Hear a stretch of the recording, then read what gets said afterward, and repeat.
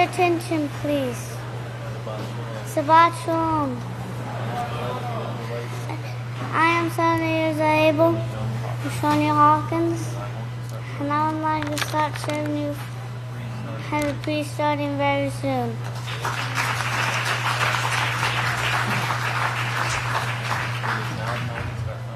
It's now time to start finding your seat for Sabbath services.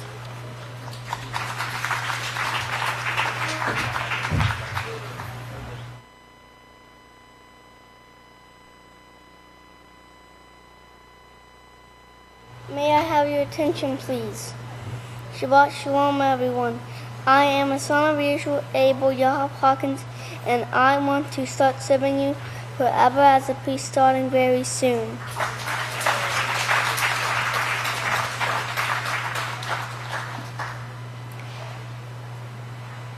It is a privilege and honor to present to you the sons and daughters of Yisrayl Abel now entering the sanctuary.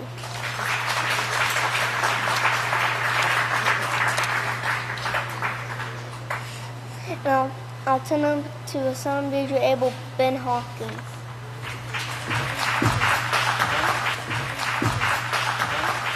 Shabbat Shalom, everyone. You may be seated.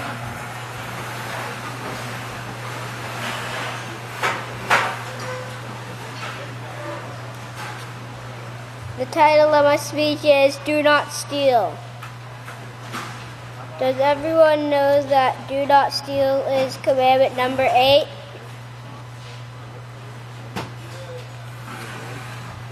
It can be found in Exodus 20:15, if you would like to turn there.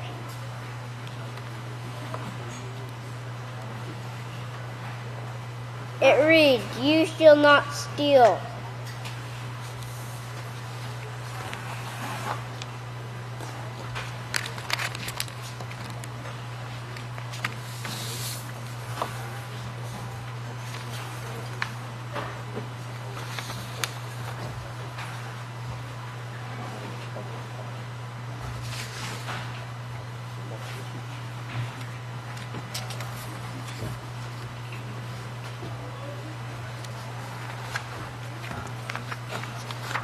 What is stealing? The Peaceful Solution Character Education Program teaches us that stealing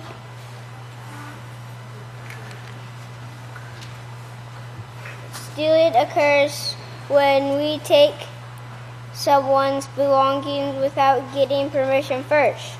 It also tells us that when you own something, it belongs to you. When someone else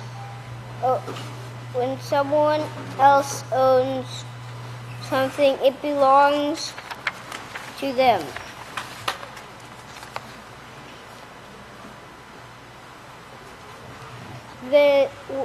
When stealing occurs, it causes others to be sad.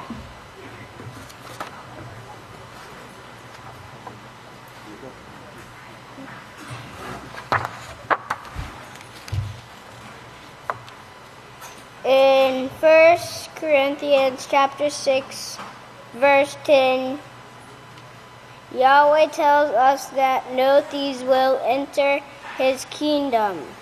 Do you want to be in Yahweh's kingdom?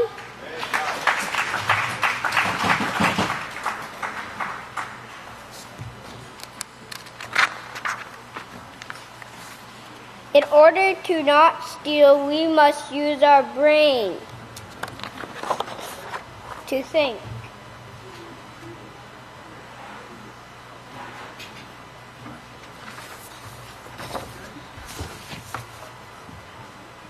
And remember to ask the owner first then you must accept the answer just like you would want someone to accept your answer. You must also accept theirs. This shows honesty and respect to others.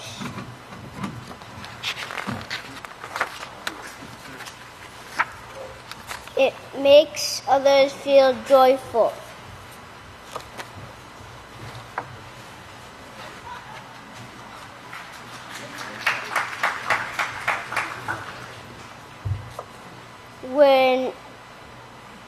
When we keep this law of do not steal, we are proving to Father Yahweh that He can trust us in His kingdom forever.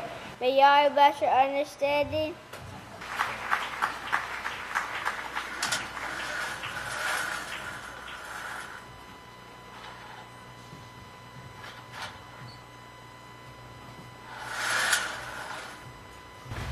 Now, if you all remain standing, I'd like to turn over to the first speaker, son of Yisrayl Abel, Deacon Yisrayl Abel. Shabbat Shalom, everyone. You may be seated. May the peace of Yahweh be with each and every one of you. I'm going to be speaking about something that Pope Francis said recently. The article is entitled, Pope Francis Condemns Church of the Pure, Good and Evil Are Totally Entwined. And reading from his words here, he says, good and evil are totally entwined, said Pope Francis at the Vatican this morning, declaring that we are all sinners. He implored Christians not to label any one group or place as bad, warning against a judgmental church of the pure. The Lord, who is wisdom incarnate, today helps us to understand that what he calls good and evil cannot identify with definite territories or determined groups of people, the Pope said at his weekly Angelus address in St. Peter's Square at the Vatican, according to Catholic News Agency. Continuing on in the article, he says here, it says, he added, the line between good and evil passes through the heart of every person. Okay, now, we have to overcome the evil by practicing righteousness. That's how we overcome the evil, and repenting of the past sins. If you'll turn over to Genesis 4, and look at verse 6. This is found on page 3 of your Book of Yahweh, Genesis 4 and verse 6. And it says, so Yahweh said to Cain, why are you angry? Why are you downcast? If you do righteousness, will you not be accepted? And if you do not do righteousness, sin is crouching at your door. The desire to sin is with you, but you must overcome it. So you must overcome it. Now turn over to Acts 3 and verse 19.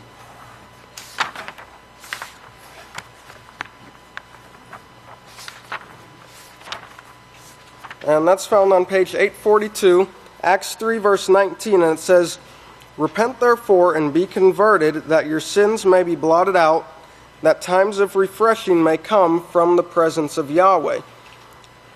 So repent and be converted. Now what converts a person?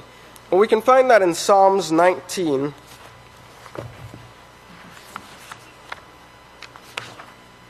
Psalms 19 and verse 7, found on page 441, Psalms 19 and verse 7. It says, the laws of Yahweh are perfect, converting the whole person. The testimony of Yahweh is sure, making the simple ones wise. And side note E there, for the word converting, says convert to what? To perfection. Well, the laws of Yahweh are perfect, converting the whole person. So using the laws of Yahweh and practicing righteousness, you can become righteous. Turn over to 1 Diakonon chapter 3.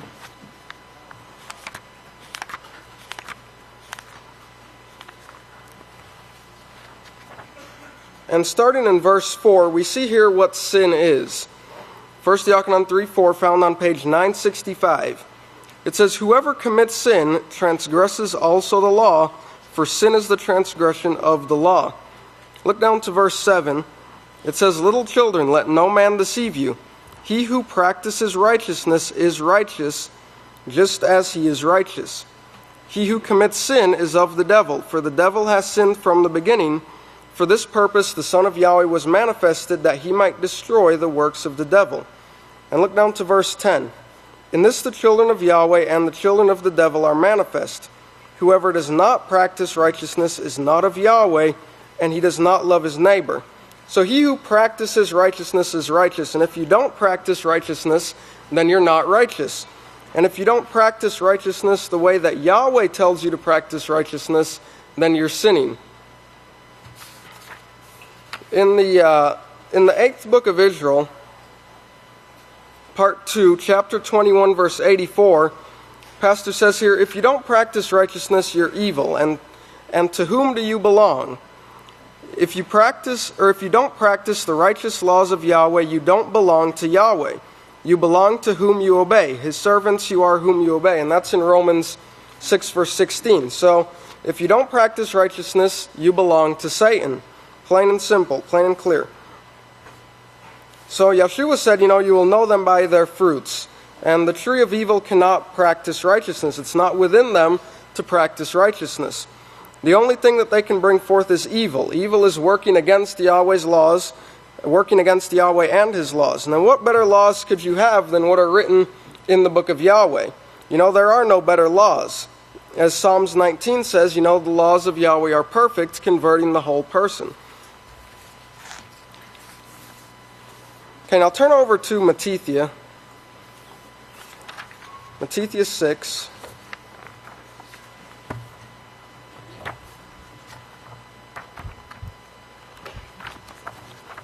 And look at verse 33.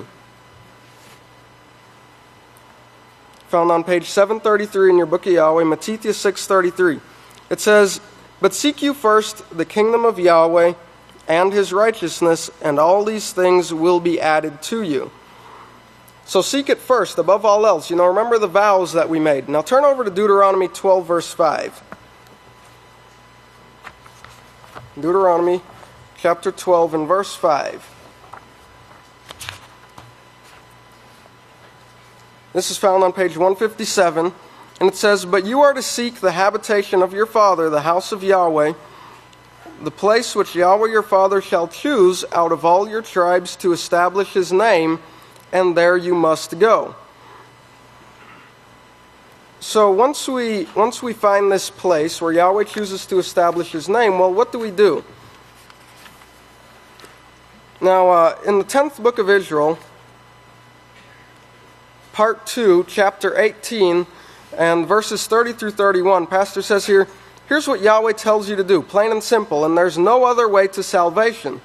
There's no other way to salvation, no other place of salvation than what Yahweh is telling you here, and you're a fool if you don't believe it. What do? Trust in my heart? No. You can't even decide for yourself. You've got to let Yahweh tell you the way into that kingdom. It's a straight and narrow passage, brethren, and the Savior said this, "Enter in through this narrow gate, because many there be that go the other way." The many, the majority. But here in Deuteronomy 12:5, he says, "But you are to seek the habitation of your father, the house of Yahweh, the place which Yahweh your father shall choose out of all your tribes to establish his name. And there you must go." Did I read that wrong? Did it say there you can go if you want to, if you have time? Is that what it said? Well, you're a fool if you don't believe what he has spoken. Again, that was from the 10th book of Israel, part 2, chapter 18, verses 30 through 31. So you see here that this is the place where Yahweh chose, and there's no other way to salvation. Well, what do you do when you're at the place that Yahweh chooses? Let's find out. Turn over to Deuteronomy chapter 17, found on page 161 of your Book of Yahweh, Deuteronomy 17, and look at verse 9. It says, "Go to the priests who are Levites, and to the judge who is in office at that time. Ask for their decision, and they will give you the sentence of judgment. You must act according to the sentence they pronounce for you at the place Yahweh chooses. Be careful to do all they order you to do." So go to the priest, and they will give you the decision. That's the counseling, and then you carry it out. Don't go to the right or to the left of what you're told to do. And you must act according to the sentence they pronounce for you at the place Yahweh chooses. So you see, he puts it in the place that Yahweh chooses, in the place he chooses, his house. The answers are at Abelin. So remember, to practice righteousness And seek first the kingdom of Yahweh, and all the rest will be added to you. Practice righteousness. Because remember, he who practices righteousness is righteous. And with that, if you all please stand. It's my great honor and privilege to turn the services over to the great Kohan, Shimon Hawkins.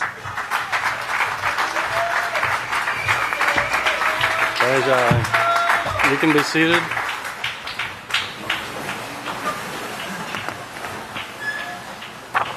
If you could start by turning over to page 212.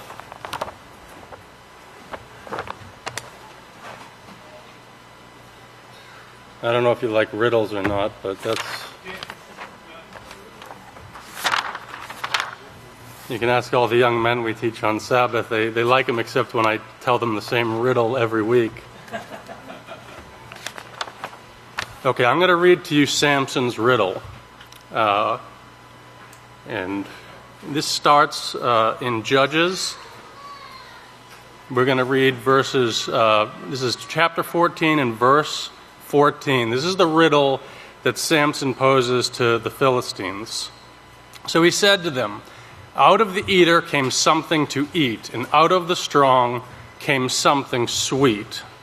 Now he posed this to them to see if they could give an answer. Okay, now this is what is referred to as a neck riddle, which is a riddle that can't be solved, or it can only be solved by the one who poses the riddle. Okay, so it's referred to as in the book Folklore, an encyclopedia of beliefs, customs, tales, music, and art. It has this on neck riddle. It's an unsolvable riddle, and it's usually told to save someone's life. Now, if you remember, this is what Samson was going to do, is he was going to begin to deliver the children of Israel out of the hands of the Philistines. Its solution lies in recent experiences of the hero. Now, an average riddle that you would have, just if you've ever heard a riddle before, usually will describe something, an ordinary thing, and it will use an unexpected language to express this, and you are supposed to solve with the knowledge that you have. You're supposed to be able to solve it. But a neck riddle will use simple language, and it speaks of the fusions of incompatibilities, the children of Israel and the Philistines. These are people that didn't get along. Now, if you read, for example, in Judges 14:3, this is expressed to Samson. "Then his father and mother said to them, 'Is there no woman among the daughters of your brothers or among all my people?'" They didn't want him to find a wife amongst people that they were in bondage to. But it also says here in the book of Folklore, it says, It's challenging of culturally decreed separation reinforces the frame of the narrative or the story that's being told, in which the weak challenger, which would be the people that are held in bondage, gains power over the powerful by use of wit. Okay, now, the riddle everybody knows, but what I'm going to do is, in a nutshell, it's a salvation riddle. Okay, this describes salvation. If you have a notebook and you draw two circles, one on the left, one on the right, over one you can put righteousness, and over the other you can put righteousness and evil. Okay, what I'm going to do is, first I will explain the riddle. I'll answer it correctly, and then I'll show you how and why it's solved incorrectly. I told that to some young men. I said, I've been spending some time trying to solve Samson's riddle, and I don't know, what do you think they said to me? It's already solved. But it's not. It actually wasn't solved. Samson believed he solved the riddle because he spoke of his own experiences. Okay, this is when it said, they tell of their life's experiences, and he believed he knew the answer to his own riddle. Now, if you remember Yosef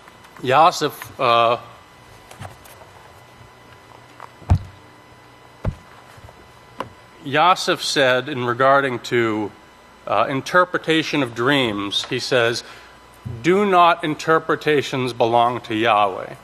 Now, I think, in general, you'll get a general idea of the riddle, and I think you might be able to solve it if you just ask yourself some of these questions. So the first part of the riddle that we'll go over, what is sweeter than honey, right? And you already have the answer. I'm guessing you probably already have the answer. Psalms 19, 8 through 10. The statutes of Yahweh are right, rejoicing the heart and mind. The commandments of Yahweh are pure, bringing understanding to the eyes. The reverence of Yahweh is clean, enduring forever. The judgments of Yahweh are true and altogether righteous. They are more to be desired than gold, yes, even much fine gold. They are sweeter than honey and the honeycomb. Okay? So that's the first part of the riddle. Samson gave you the first part of the riddle. Out of the eater came something to eat. Out of the strong came something sweet. The Philistines gave the second part of the riddle in asking, this is in verse 18 of Judges, chapter 14, what is sweeter than honey and what is stronger than a lion? Now, the second part of the riddle would be a little bit trickier to explain, but if you turn to page 250, 2 Samuel chapter 1, verse 23. This is after the death of Saul and Jonathan.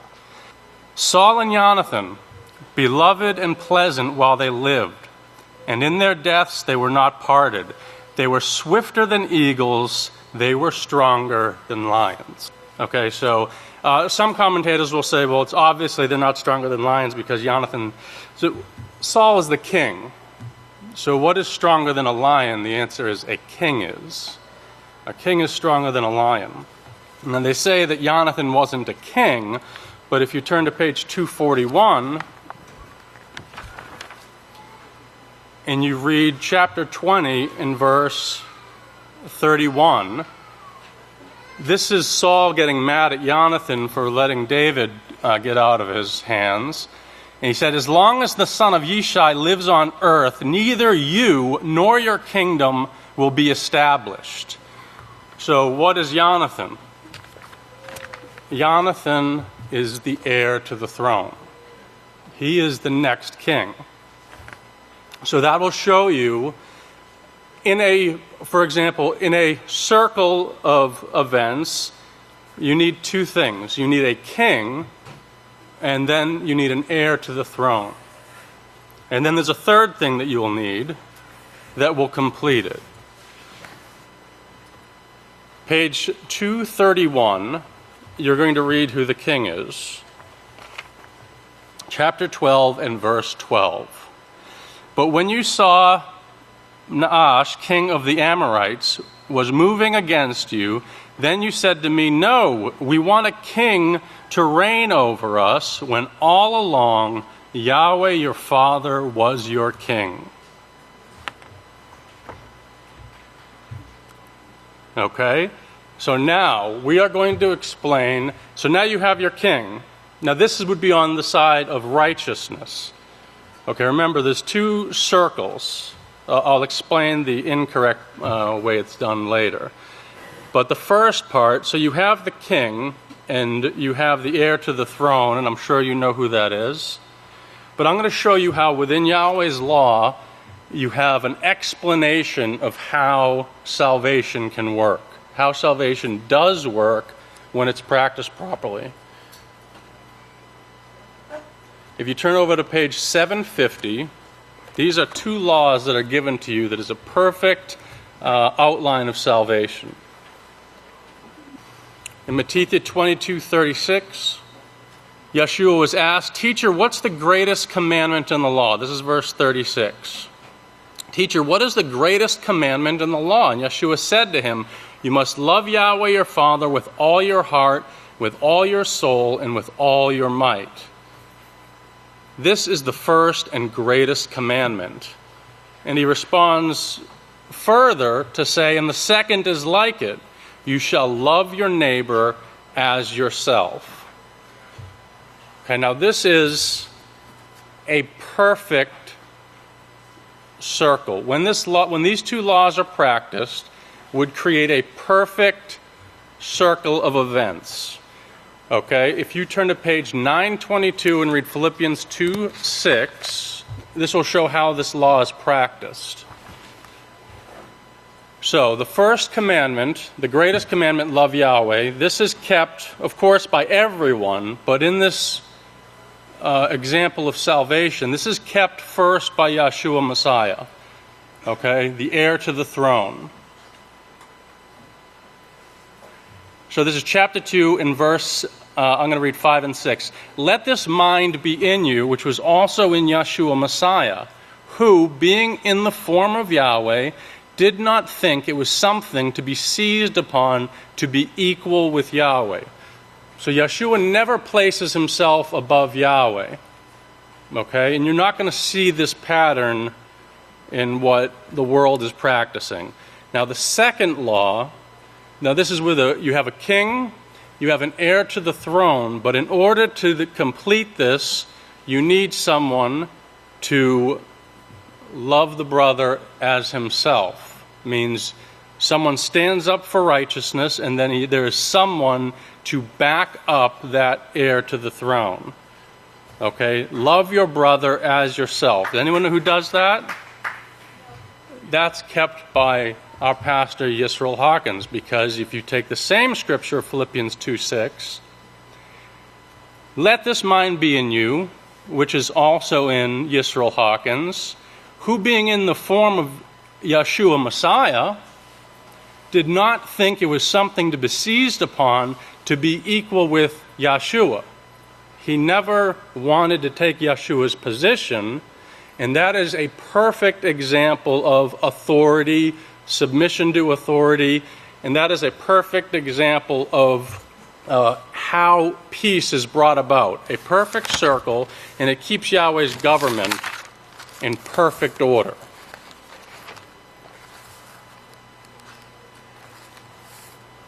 Now, if you read the Nuclear Baby book, now I'm describing this as a circle to you because it's a circle of events. Like, for example, there's many scriptures that will explain to you that you do these things year by year. Okay, you have the feast circuit, you have all these things. In page 11 of the Nuclear Baby book, the plan to bring about a kingdom of righteous priests to teach the 613 laws of peace was never altered or denied. And Pastor writes, to think of this fact, that they taught and practiced the same laws year by year. And I'm going to stress year by year, because you'll see that this is where the world will fall short in this pattern. Okay? But Tekufa, the Hebrew word Tekufa, speaks of the feast circuit. Okay? But literally means to turn or a cycle. Okay, but that's what it is. It is a wheel, if you would. I don't know if you remember.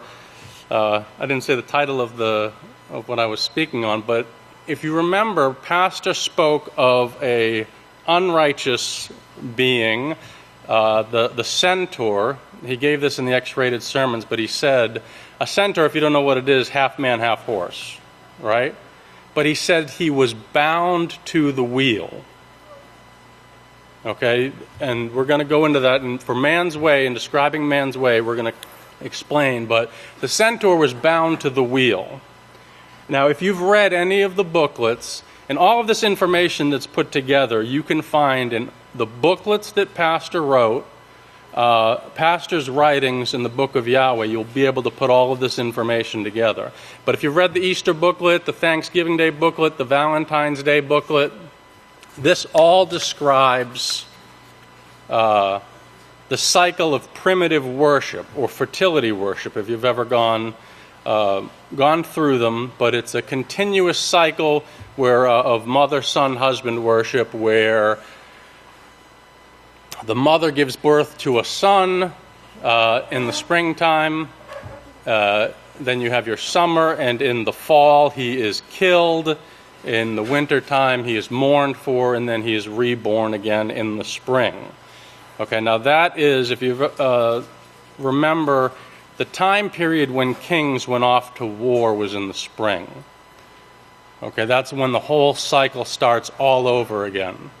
Now Samson himself was kind of stuck in this situation because he was given physical strength, and this is how he overthrew the Philistines, with physical strength. So he suffered at the hands of a system by force. Okay, so he was in that system, and that's how he lived. But Yeshua set the example for us to teach and train someone to come out of sin, and that is why we don't want to partake of this cycle of primitive worship. But it's a king that rises up over a king, and then you have another king that rises up over a king if they can get their army strong enough. And this is the inspiration that Satan brings forth.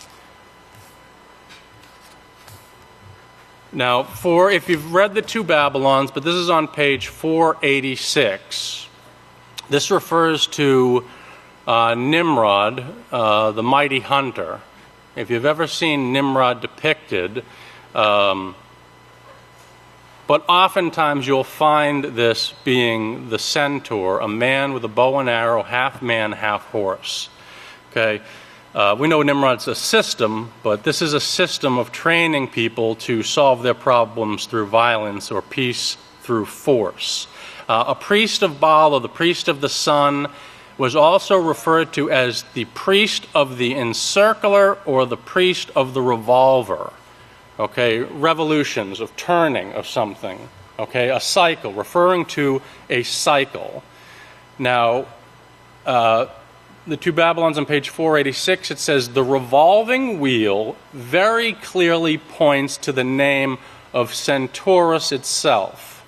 Okay, everyone seems to notice that, and Pastor will tell you in mythology, even if they knew what it meant, they'd never tell you.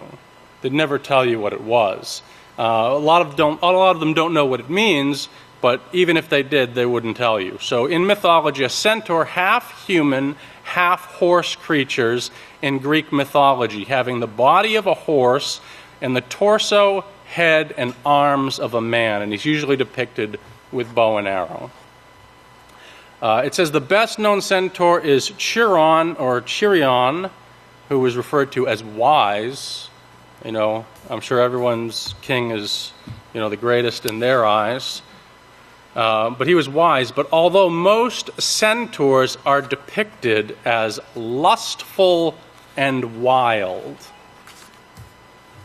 in Yechetzqyah 39 and verse 2, now we're going to show this is how it's solved incorrectly. This is how the riddle is solved incorrectly. Yechetzqyah 39 and verse 2.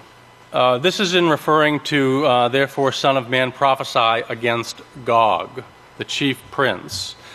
In verse 2 it says, I will turn you around and lead you on, bringing you up from the parts of the north. And when I read this, I do try to, I play Pastor's words in my head, his tone of voice and his pauses and everything like that.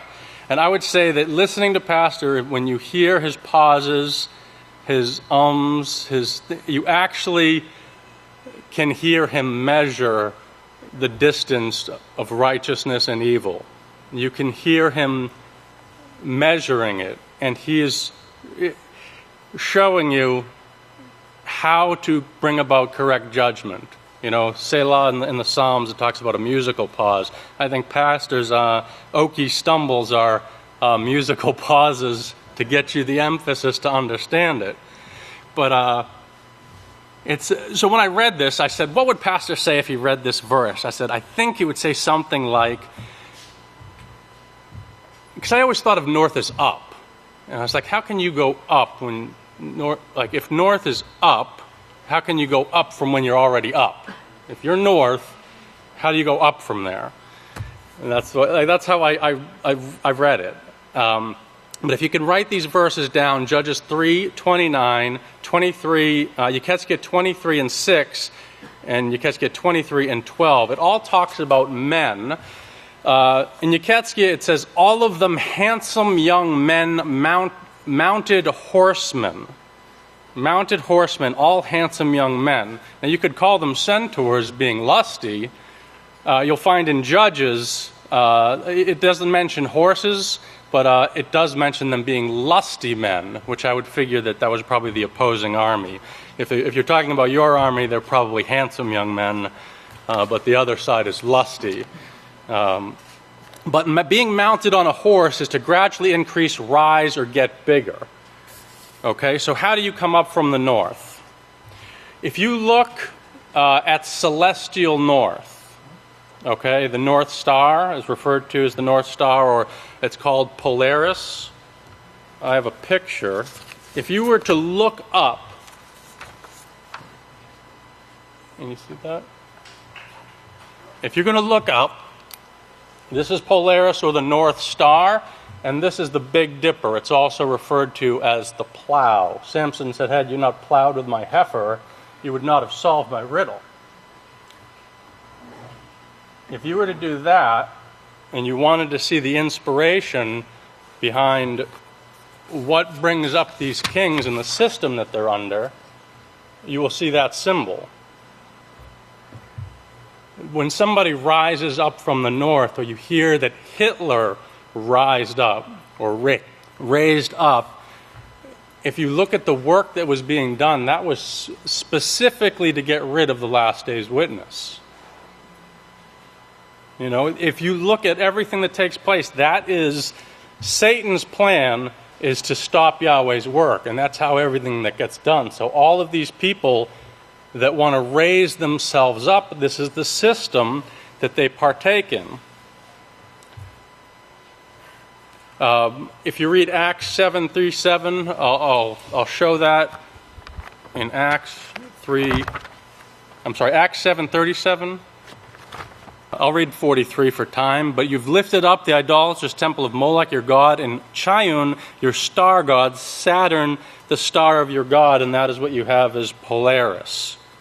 Okay, now that is the way that Samson was forced into solving this riddle, but he didn't know that there's a better way to do it, the way that Yahweh says that he would bring forth the Lamb, and he'll bring forth a government. A king will reign and succeed, and that is the perfect answer to Samson's riddle. And I just wanted to say, when I end, there's more you could add to it, but I say if Samson gets resurrected, when Samson gets resurrected, we can tell him that he owes Yisrael Hawkins and Yeshua Messiah, our high priest, 30 linen garments and 30 changes of clothes, because they have solved your riddle. With that, if you will all please stand. It's my honor and pleasure to turn it over to the great Kohan Yehuda Hawkins.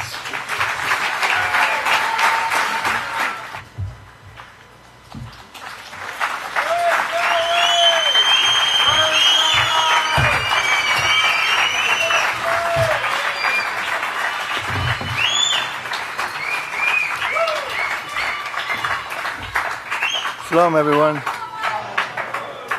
Please be seated. It was a very interesting day already. I'm down in the concession stand getting me a little bit of breakfast. The phone rings. Praise Yahweh, I had these clothes ready because I didn't expect it to speak again until maybe Tabernacles. But please turn. We're going to look first at, I've got 3 or 4 scriptures here, but look at Isaiah 44 verse 28, and the next verse, Isaiah 45 verse 1 on page 559 in your Book of Yahweh, please. Now, I've given this before, but it needs to be brought back up.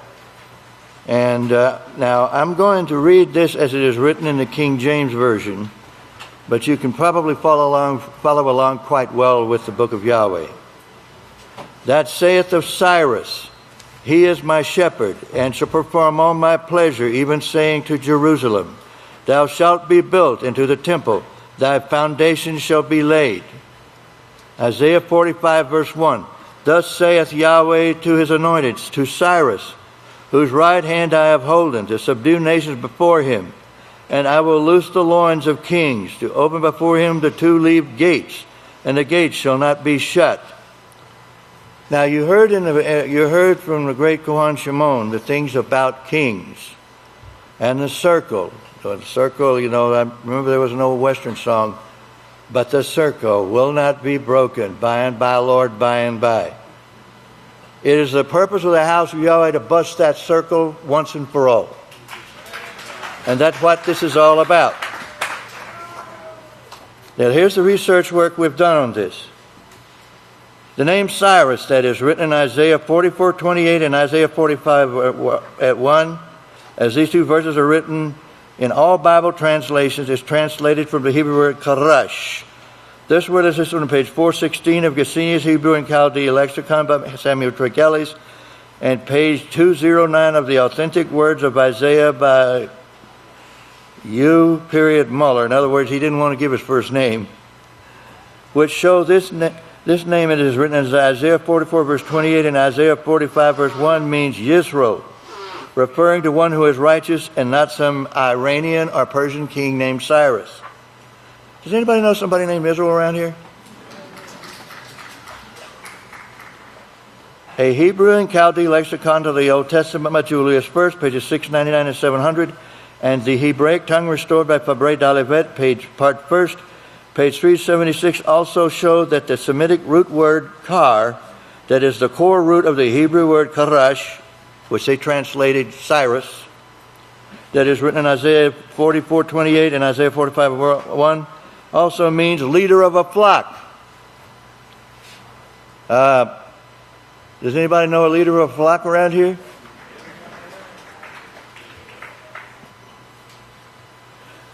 Okay. History itself proves that the name Cyrus that is written in traditional translation by all Bibles of the Hebrew word karash, and as it is written in Isaiah 44:28 and in Isaiah 45 verse 1, cannot be speaking of the Persian king who had that name. The man erroneously called Cyrus in all Bible translations of Isaiah 44:28 and Isaiah 45:1 was acknowledged to be a righteous man he was not acknowledged to be a righteous man according to Yahweh's law. But Yahweh said there is a man called Karash in Hebrew that is a righteous man. And he says that this man is not going to be anything like Cyrus. But the point about it is Cyrus was a Zoroastrian by religion. He worshipped gods, the same gods you just heard about.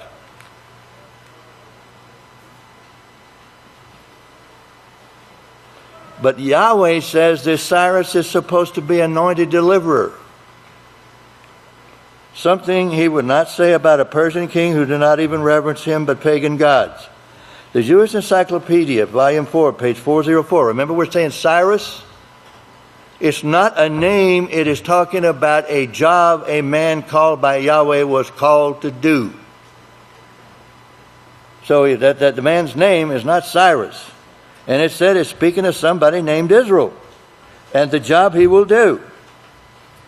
But the Jewish Encyclopedia, volume 4, page 404, shows this Persian king had no deep-rooted love for Yahweh's people. And the only reason he wanted the temple rebuilt, remember it says that Cyrus rebuilt the temple in Jerusalem. He wanted that built. It was a political move. Because he thought that giving the Hebrews or the Jews the temple back would make them loyal to him. In other words, yeah, that's a great guy. He gave us our church back. And then it would make Israel what they call, it's been done for decades, centuries, forever, a small state in between a major power, like the Warsaw Pact, NATO, all of these things. It's called a buffer state. In other words, he was it was a matter of military and political strategy. He was trying to set all this up so that he would have a state that would stand between him and any invader. And of course, by that time already, there were other states starting to grow that were threats. Romulus and Remus were busy building up the first part of Rome. Alexander, the Greek people. He still had other people too. But he wanted it where The nation of Israel would say, you're not going through here you were not going through here to bother Cyrus. We will stop you ourselves. But it was not because he reverenced Yahweh, and it's not because he loved the Hebrew people. It was a military and a political move all the way. So we're talking about this. Cyrus should have been talking about somebody named Israel, referring to a man who is righteous and not a Persian king named Cyrus, as it says on the authentic words of Isaiah and Gesenius Hebrew and Chaldee lexicon by Samuyl Turgelis. Okay, now that we got that settled. The word Jerusalem that is written in Isaiah 40, verse 4, verse 28 is translated from the Hebrew word, from two words. It's Yaru and Shalom. It's a compound word.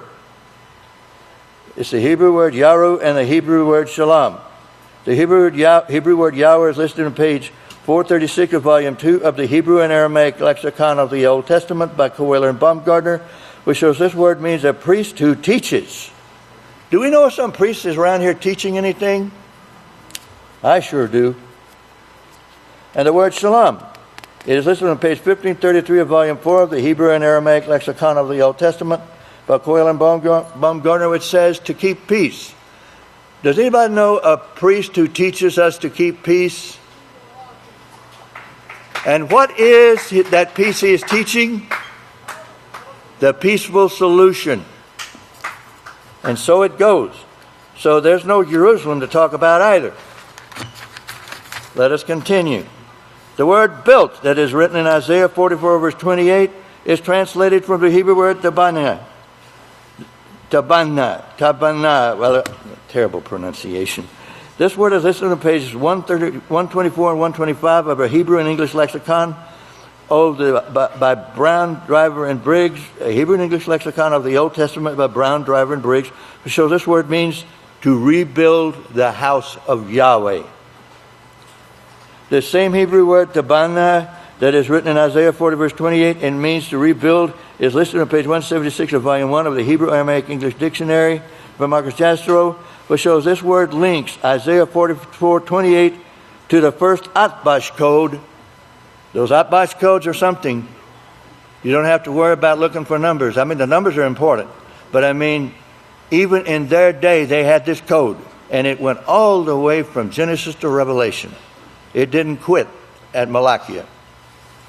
The first Atbash code, which is Aleph Tau and means a mark, being. He who is, I am Yahweh. The Hebrew and Aramaic Lexicon of the Old Testament by Coelho and Baumgartner, Volume 1, page 138, and the Hebrew and Chaldee Lexicon of the Old Testament by Julius First, pages 174 and 205. So this word also means that is written also means at Abel. The word temple, and I got a ways to go. The word temple that is written in Isaiah 44:28 is translated from the Hebrew word hikal. This word is listed on page 228 of a Hebrew and English lexicon of the Old Testament by Brown, Driver, and Briggs, which shows this word means the house of Yahweh. The words, thy foundation shall be laid, that is written in Isaiah 44 verse 28, is translated from the Hebrew word tusad. The Hebrew and Aramaic lexicon of the Old Testament by Coelho and Baumgartner, Volume 2, page 417, and a Hebrew and Chaldee lexicon of the Old Testament by Julius First, pages 579 and 1457, shows this word not only means to lay a foundation, but it also means able. The word subdue that is written in Isaiah 45:1 is translated from the Hebrew word larad. This word is listed on page 874 of the Lexicon and Veteris Testamenti Libros by Coelho and Baumgartner, where this word means to obtain mastery, or that is to teach. It's not talking about ruling or overcoming. It means to teach. The word kings that is written in Isaiah 45 verse 1 is translated from the Hebrew word melachim. This word is listed on page 364 of a lexicon, Hebrew, Chaldee, and English by Samuel Lee, and page 521 of a Hebrew and English lexicon of the Old Testament by Brown, Driver, and Briggs, which shows this word means one sent with a message. Now, who is the one sent with the message? All right, let's read this as it should be. The one saying for Israel, who is my righteous shepherd, who will accomplish all my purpose, who will say to the priest who teaches peace, at Abel, the same Yahweh who's talking to Israel, at Abel you shall rebuild the house of Yahweh. The Aleph Tau Atbash code is in. Those who have the mark of Yahweh, and to the house of Yahweh your foundation shall be laid at Abel. 45 verse 1. This is what Yahweh says to his anointed Israel. My righteous shepherd, whom I have taken by his right hand to teach my message to the nations. Before him, yes, the strength of my message I will reveal, to open the doors before him, and the gates will not be shut. That is what that was talking about. It was not talking about some Persian or Iranian gentleman named Cyrus. Now move over to Mattithyah 21 verse 43. This will be the last scripture, but I have to get all this in. Turn to page 749 in your Book of Yahweh. Therefore I say to you, this kingdom of Yahweh will be taken from you and given to a people of the same habit. The only habit I ever heard in the religious sense was nuns wearing a habit of some of their clothing. But from a foreign land, and they will bring forth the fruits of it. The words of the same habit that are written in Mattithyah 21:43 are translated from the Hebrew word om, ayin mem safit.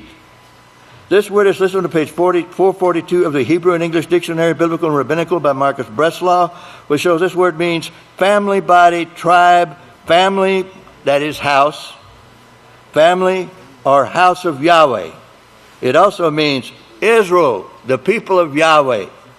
The kingdom of Yahweh, you're going to find out.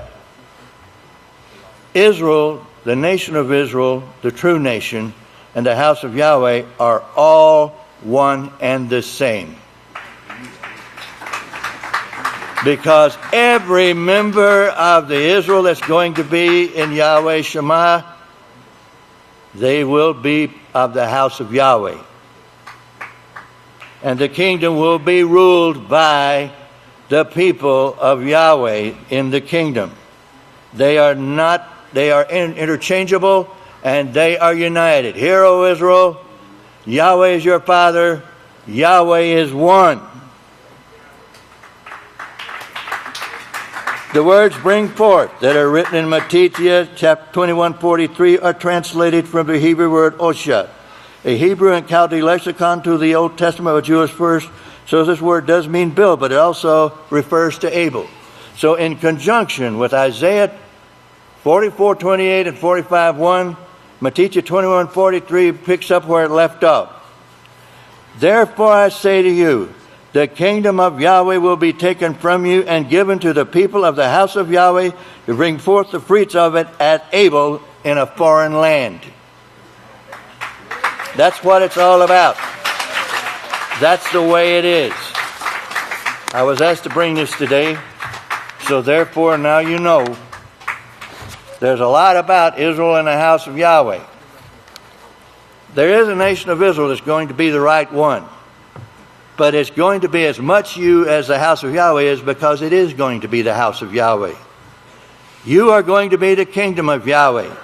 And it's not going to be sitting there with a scepter in your hand and say, head off with his head. It's going to be saying, praise Yahweh. It's going to be saying, we will keep this law. And whether they say you're the kingdom of Yahweh, the house of Yahweh, or Israel, those books show it's talking about the same people, the house of Yahweh. May Yahweh bless your understanding. And I now turn the service over to the great Kohan, Ilya Hawkins.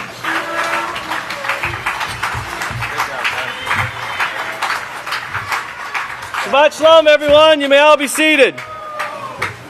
Now, going through what we see in the world today, I want you to think about what Pastor's been bringing all of these years. He's been a voice crying out, warning, a trumpet, a very loud trumpet, reaching all the ends of the earth, beginning from the ends of the earth and reaching the ends of the earth. Going to everywhere there's a human being that has ears that wants to listen. Of course, he's been telling them what their end will be. If they go this way, what their end will be. Now, we're going to start off in Yemen, and of course the cholera outbreak that's taking place there, they're now saying 5,000 people a day. And that's in Yemen alone. 5,000 people a day, and that's due to the amount of people dying They're not burying the dead. And of course, these diseases, they're airborne and they're floating around. They're going from one place to the next. And they're saying that it's also spreading into Iraq, Afghanistan, and also into Syria. Now, this is disease in that fourth part of the earth. We have famine, we have disease, we have the pestilence, we definitely have war. It's been there for a while, but you have all of these things that Yeshua told us would be, and we also see the earthquakes in place after place. And then we go into the refugees, and you kind of forget about them until you see it on the news, just how many there are. But whatever you do, don't forget about refugees. Learn what to teach so then you can teach what you've learned to those who will come.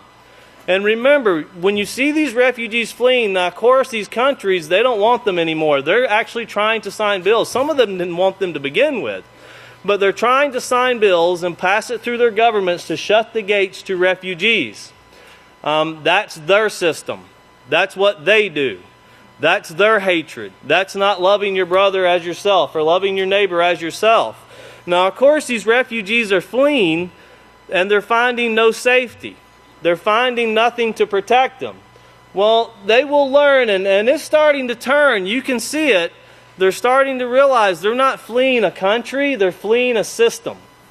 And until they come out of that system, they will always be running. But that's what they're doing. But watch, because the one news reporter asked the lady who's helped many times in these refugee camps, who's responsible for this? What are we supposed to do? And of course she has no answer. She doesn't know. But she can be taught, and she will know then what the right thing is to do. And then, of course, this week on the 700 Club, we had Mike Evans, who is listen to what he's saying and what he's teaching. And of course, you can tell there's a lot of Israel Hawkins words mixed into these things these people are trying to take up and work with, because there is only one peaceful solution for Israel, for the Temple Mount. And, you know, the perfect example that even a thief does not like to be stolen from, you can see that on the Temple Mount right now. You have two people fighting over an area that doesn't belong to either one of them. It belongs to the House of Yahweh, but they're still fighting for it. So keep that in mind, because this fighting that they have, of course, he's saying that all these crusades and the things that took place with the Christians persecuting the Jews, that wasn't the real Christians. That now, today, we have the real Christians, the people trying to do the work and so forth. But if you pay careful attention, he's trying to bring peace there in Israel, but of course he's not going to be able to do it because he's not the one to do it, nor does he have the teachings from the one to do it. And then in Moscow this week, President Putin made it very clear to the United States that Russia's patience is growing very thin. And all of these things are important because the way these are coming about and playing together with these sanctions, remember that you will not be allowed to buy, sell, or trade unless you accept this mark, this system, unless you fall in line with the system. And then, of course, the sanctions that were put upon Russia this week were put upon oil companies, businesses. And if these oil companies do business with Russia, they're going to sanction them. Now, keep in mind, and it will show in the news, that Russia is trying to run a pipeline to Europe so they can supply Europe with oil. Germany, the most important one that they're trying to supply, but that's what they're trying to do. But then you see the United States put sanctions on them, and then you see someone in Congress stand up and say, we need to work on supplying Europe with oil. Well, of course, they're wanting that money. And remember, you have one that stands in the midst in Revelation 6:6, one who stands in the midst telling the four, hurt not the oil and the wine. Make sure you hurt not the oil and the wine. And then we go on to Senator Graham. Of course, Senator Graham, and this is after dealing with all these sanctions between Russia and the United States applying these to Russia. Senator Graham speaking about President Trump. Now, keep in mind that this is the leader of the United States, and Senator Graham has a very high position in the Senate. But he's saying that Attorney General Jeff Sessions, of course, President Trump has been saying some pretty derogatory remarks about Attorney General Sessions, who is part of Trump's cabinet member team. And I'll just say it like Senator Graham quotes it, if he fires him, he will have holy hell to pay. And then he goes on to speak about a few more members of Trump's cabinet, and he says if he lets them go without proving they did something wrong, you're looking at the beginning of the end of the Trump presidency. So you even have the president's own party, which wasn't on board with him fully to begin with, but now you have some very high-ranking leaders on the Congressional Hill that are now speaking threats against him in removal. They say those things have not been done since President Richard Nixon. And then the Alaska Mosque. They're still having what they're calling the showdown on the Temple Mount. Two people fighting for something that neither one of them own. But they're saying that this is going to come to a completion. This is not going to end until they can find a resolution. And keep in mind that Mahmoud Abbas and Prime Minister Benjamin Netanyahu have both been contacting the president of Jordan. The president of Jordan. Remember, Jordan is the caretaker, or the king of Jordan. The king of Jordan, he is the caretaker of the Temple Mount. And they're both contacting him, trying to do their push and shove on what they need to get what they want out of that Temple Mount. Of course, they both want it, but we know that what the peaceful solution is and what Yechetzqyah says will become of that. And then, this is very important, because every time you see the United States put sanctions on Russia, you see North Korea fire a ballistic missile. One, well, Russia has our back because they're upset with the United States. And of course, China still has their back right now too. Now, this latest missile that was launched, which was yesterday, they're saying, not North Korea, this is military specialists in the United States, they're saying that that missile had the capability of hitting Los Angeles, Denver, or Chicago. Now, keep in mind, North Korea, they're not crazy. They're not going to show everything. They're going to hold back their most powerful things. The same thing as every government, you never show your full hand until it's needed. Then you show as much as possible without showing everything. You do what it needs to be done to keep everything in order, so to speak. You try to fight off the bully to get your sanity back for yourself, and you get your people back. But there's going to be a lot of death in this. And then Hawaii. This is very interesting this week. Hawaii, as CBS News reported, Hawaii preparing for a nuclear attack. People in Hawaii actually fearing that they're going to be attacked. You would have to be insane to go to Hawaii.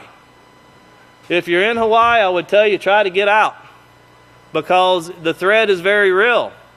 There's no protection in Hawaii. The protection is at the chosen place, this house of refuge here in Abelin, Texas. But this nuclear war is real, and it's coming, and it ends with the Army Chief, General Mark Milley. He is actually an advisor, and he's over part of the military running there, the operations in the area of the Korean Peninsula. Now, he says that we need to act soon, but I want to read you real quick. This is very familiar, but remember this. In Isaiah 24, verses 1 through 6, but I'm going to read first 5 and 6. It says, "The earth is also defiled under the inhabitants of it, because they have transgressed the laws, changed the ordinance, and broke the everlasting covenants." These agreements that would have brought peace, as Deuteronomy chapter 28 says. Blessed will you be if you do this, cursed will you be if you do that. And of course it requires obedience. Well, because of this, because they were not obedient, the curse has devoured the earth, and they who dwell therein are desolate. Therefore the inhabitants of the earth are burned, and few men left. Where you're going to see the general say that what we're going to have to do, and we're going to have to act soon, it will not be pretty, it will be violent. And at this time, if we could please go ahead and play the news. Pay close attention. The news you are about to see is fulfilling Bible prophecy.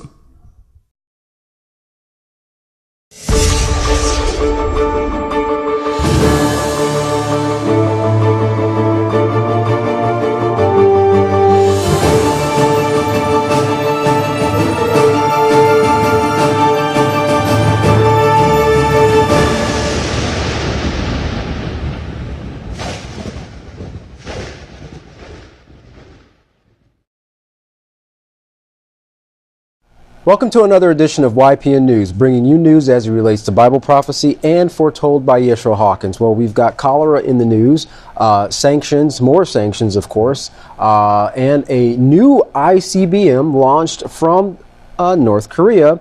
This, of course, is just a part of the reports that we have for today's broadcast, but we're going to start off with the country of Yemen. Well, in addition to its current state of war and famine, it is battling a cholera outbreak. Well, Mustafa, a mother of a sick child, said her son is suffering from both anemia and cholera at the same time. He's been suffering from vomiting and diarrhea for hours. Well, less than half the country's hospitals remain open, but those that are open are forced to use tents to make room for the high numbers of people who need medical attention. Ms. Mustafa also said of the hospital condition, hospital rooms are packed with patients, and it's obvious that people are staying in the corridors. There's even 2 sick children on the same mattress. Now, there's a lack of facilities, the rooms are packed, and the medicine is very expensive here in Kohan. The aid agencies warn that this outbreak is the largest ever recorded in a single country in a single year, with estimates as many as 5,000 Yemenis becoming ill every day. Very, very dire situation that they're in. Well, some European countries are no longer welcoming refugees, not even allowing even one asylum seeker to cross over their borders into their countries, of course, opposing the EU refugee program to help deal with the crisis, which some worry will just get worse as a result of European countries closing their doors in the face of those seeking help. The European Court of Justice is hearing lawsuits filed by Hungary and Slovakia challenging the EU's mandatory quota to accept asylum seekers they don't want. Now, the numbers indicate the country's attitude towards the directive, with Slovakia only accepting 210, Hungary 430, and Czech Republic, who voted against, accepted 435. Less than 10,000 in the UK, where immigration is a major political issue. Now, Germany, on the other hand, has honored its commitment, accepting over 430,000. Almost 500,000. Amazing. Well, as far as the refugee camps are concerned, for these people, the camps are described as terrible living conditions. People are living in rubble, asbestos-filled, old oil, or not oil, but old land-filled sites. People are without shoes, living in horrible conditions, and you have the situation there is you have people who had careers, they had families, they had lives, they had hopes, they had dreams, they were going to school, but now they're begging for food, they're begging for shelter, they're begging for shoes even. Mothers with newborns are having to try to survive in these conditions without proper sanitation and nutrition for both the mother and the child, which of course makes living difficult. Currently, no one has answers when asked as to whose responsibility it is to make sure that these refugees know their rights. Well, transgender people serving in the military is a big no-no, according to one of the latest tweets from President Trump. But according to the chairman of the Joint Chiefs of Staff, that policy won't change, at least for now, until the president's direction has been given to the Secretary of Defense, and then the Secretary issues his own guidance. So a little bit too soon, but he's saying a no-no. Yeah. Tweets don't actually make laws or That's make right. changes in the laws. Well, on a recent episode of the 700 Club, Mike Evans with the Friends of Zion organization spoke in an interview concerning the good and bad in Christianity. Evans said, "How do you confront evil? Well, by the inspiration you draw from your heroes and your history." He said that his organization is telling the story of quote-unquote real Christians, classifying Crusaders, the Inquisition, the Pilgrims, and even the Holocaust as fake Christians. Well, Kohan, in his interview, Evans also spoke about the purpose of his museum, which is to be a bright light. Now, he said, "My mother told me as a child, Christians kill Jews. Christians hate Jews. Jesus died, don't dig him up. My mother never saw a real Christian. She only saw anti-Semites, my father being one of them." Now, he told of his father strangling him and leaving him for dead because he thought his mother had an affair with a Jewish man. Interesting. Well, regarding the issues over the Temple Mount, he said that that problem can't be solved in the natural because there's no forgiveness. Well, we have more sanctions, like we mentioned before. in the international community against, of course, Russia, North Korea, but this time Russia is in the crosshairs. And so, a lot is, up in the air with how Russia is going to respond to this. And we have our correspondent, Larry McGee, who's going to report on this and a few other news stories. Larry, what's Russia's take on these latest sanctions from America and its allies? Moscow is up in arms after a recent package of sanctions passed by both the House and the Senate. The new measures are said to have received overwhelming support by lawmakers to send a message to Russia for its alleged election tampering. The actions come at a time when Moscow is also on unfriendly terms with the U.S. due to its presence in Syria and the Ukraine. Even when the bill had yet to be passed by the Senate, Russia is said to have already been devising methods of retaliation.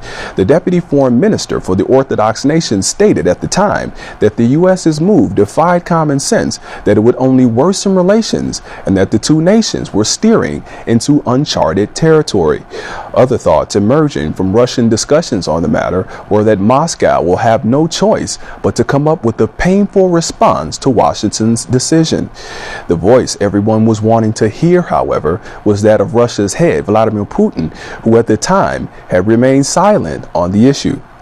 Now that the measures have passed the Senate, however, backlash from Russia has come in kind. Moscow recently ordered the U.S. to cut the amount of diplomats it has in the country by September 1st. Commentators and analysts pinpoint the root of the latest escalation in December, when the U.S. expelled several Russian diplomats and confiscated several Russian mansions. Moscow is said to have been measuring its response since then, but has been moved to action by the U.S.'s latest provocations.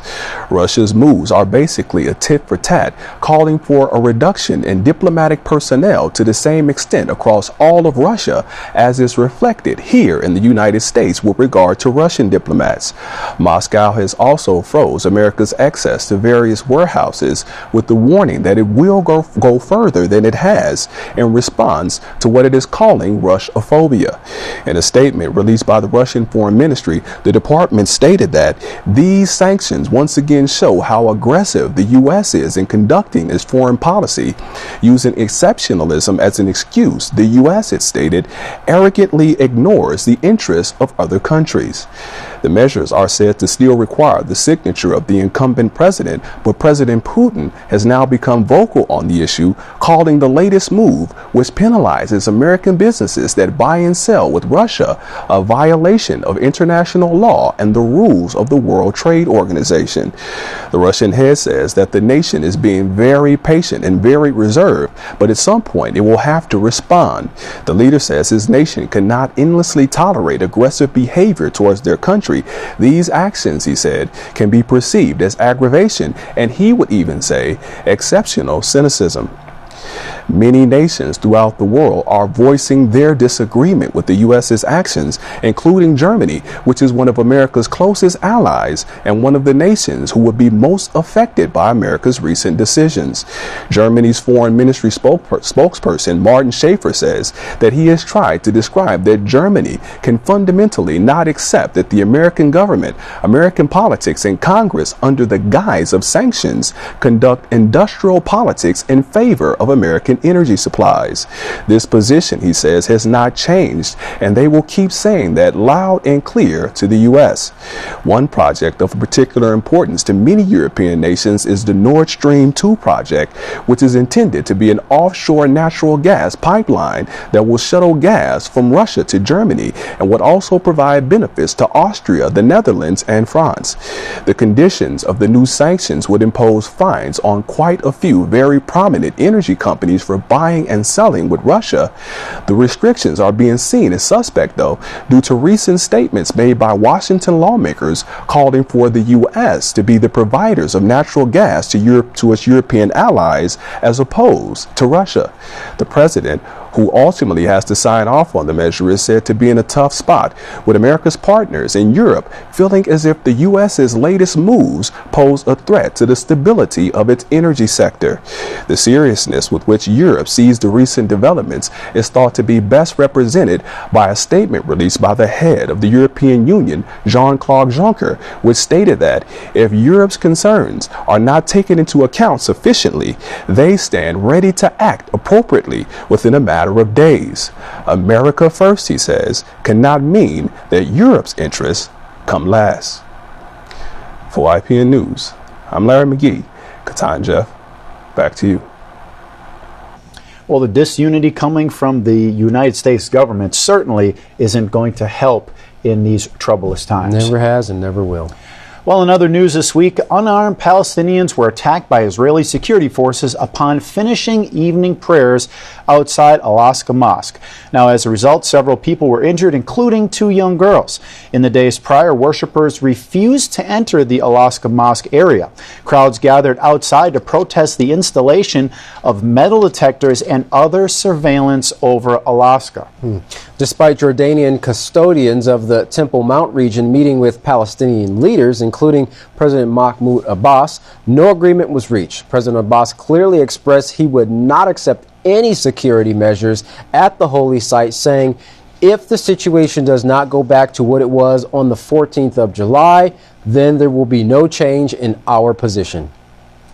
Well, Alon Leal, former director of the Israel Foreign Ministry, said this situation has tested Prime Minister Benjamin Netanyahu's image, saying if you look at it from the Israeli angle, it's quite an embarrassment for him. The right wing is attacking him for being too soft on terror, and the general public sees this hesitation back and forth, and it definitely doesn't look good with this decision 10 days ago and then a U-turn now. And what he's referring to with the U-turn is that they did actually remove some of the metal detectors, but they said they're going to be putting other surveillance measures in place. So still not acceptable to the Palestinians who want to enter the Al-Aqsa Mosque area for prayer. Sure. Well, despite Israel's continued use of force against the Palestinians, prayer goers remain steadfast. Crowds gathered outside the Al-Aqsa Mosque compound, refusing to go in, saying that no security measures are acceptable to them. Well, North Korea continues to fuel the fire in their region as they tested an unidentified missile this week just 20 minutes before midnight South Korean time. Now, the test launch prompted an urgent 1:30 a.m. National Security Council meeting called for by South Korean President Moon Jae-in. The Japanese Chief Secretary Cabinetry reported that the missile flew for about 45 minutes before landing in the waters off of Japan.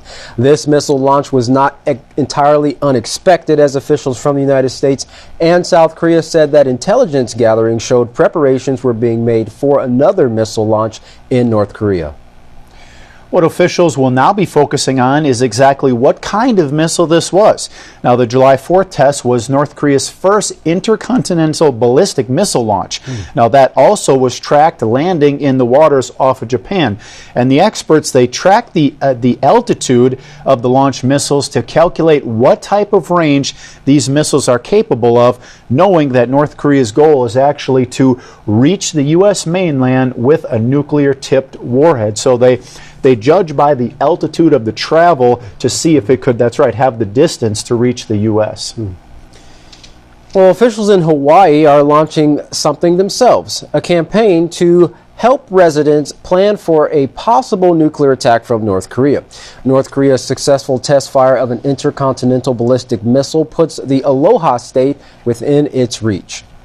Now, nuclear policy expert Jeffrey Lewis at the Middlebury Institute of International Studies says it's frightening, so we have to take it seriously. But we also need to be calm and we need to be measured. And we need to know that there are things that we can do. And what he's referring to there, Katan, is these, you remember the old videos that showed actually drills where it showed elementary children doing the duck and cover under the desk. Right. That's what he's saying should actually be pulled out and gone over again. Interesting.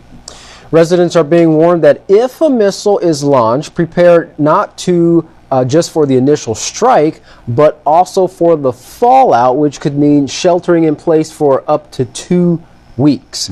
Well, as you can imagine, some are concerned that warning the public will scare off tourists. Mr. Lewis finished up by saying, a nuclear war is just such a horrible outcome that every moment you spend preparing for it is probably better spent trying to prevent it from ever happening. Well, that's well put. Yeah. Well, the United States top Army general is telling reporters time is running out to stop North Korea's missile program, with military sources saying there is another ICBM test being planned by the North. General Mark Milley is warning something has to be done soon, or the U.S. will have to take serious action. The U.S. Army Chief of Staff gave a candid interview with the National Press Club this week, explaining that right now North Korea is the biggest threat to America. Milley said war in the Korean Peninsula would be terrible. However, a nuclear weapon detonating in Los Angeles would be terrible. Well, General Milley says North Korea has a wide variety of missiles, a sizable conventional force, as well as chemical and nuclear weapons. Now, he painted a grim picture if Kim Jong-un used his arsenal, saying a war in the Korean Peninsula would be highly deadly. It would be horrific. The United States military, in combination with the South Korean military, would utterly destroy the North Korean military, but that would be done at a high cost. Of course, there's going to be a lot of lives lost if they did that. Well, I was thinking a lot that high cost is casualties, right? Victims of war. Well, now the general says some tough choices have to be made before the North Korean government goes any further. Milley stated, "We're going to have to make conscious decisions that are going to have significant consequences." And I'll just stop there, but it's not going to be a pretty picture. I can tell you that. It will be very violent, he said. And Jeff, this will not only be violent, but deadly for everyone involved. Right. War is never a pretty picture. It never is. Well, as we can see, the nuclear wars that Yisrael Hawkins has shown are prophesied for this generation are right around the corner. No place will be spared from the destruction of nuclear war without a higher power intervening. Now, you might not consider yourself religious, faith-based, or anything else you might call it, but when these wars kick off, you will be begging for someone to step in and stop it. Don't wait till that time and then wish you would have listened. The inspired scriptures have not only foretold of the destruction, but also a place of safety. If you'd like to find out where this prophesied protected place is, contact the House of Yahweh today and request to be added to their absolutely free monthly mailing list, where you will receive details and directions on what you can do for the saving of you and your family. Don't wait another day. And contact the House of Yahweh today, and of course request your free copies of the monthly newsletter and Prophetic Word magazine. Here's how. You can write the House of Yahweh by writing to the House of Yahweh, P.O. Box 2498, Abilene, Texas 79604. You can call them at 1-800-613-9494. You can also visit them on any of their websites by going to www.yahweh.com, www.yisraelhawkins.com, and www.yahwehsbranch.com. You can also visit our website by going to www.ypnnews.com. You can also email the House of Yahweh at info@yahweh.com. And for all calls outside the United States, please call the number on your screen. And of course, don't forget the best study resource to the inspired Holy Scriptures on the internet today, the Yisrael Says and the Ask Yisrael program. You can find those websites by going to www.yisraelsays.com and www.askyisrael.com. Well, don't go anywhere. Up next is Yisrael Hawkins, and you're definitely going to want to hear his inspired message. From all of us here at YPN News, I'm Jeffrey Heimerman. And I'm Kohan Alexander. Thanks for watching.